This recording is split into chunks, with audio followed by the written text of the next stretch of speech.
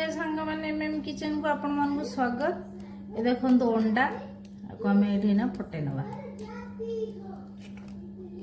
अंडा ये हम फटे नहीं पके नवा आम गोटे कंचा लंका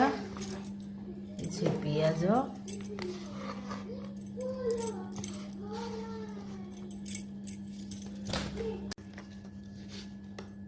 हम पके नवा लुण स्वाद अनुसार गोलमरीच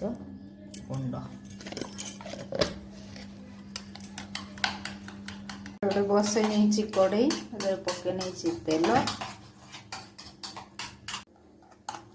अंडा को एमती स्पून भल भाव गोले ने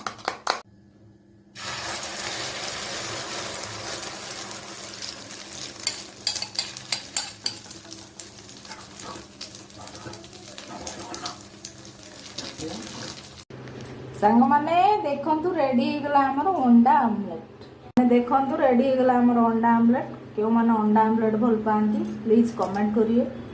वीडियो टी भल लागिले लाइक करिए शेयर करिए सब्सक्राइब करिए जमार भी भूलिए ना।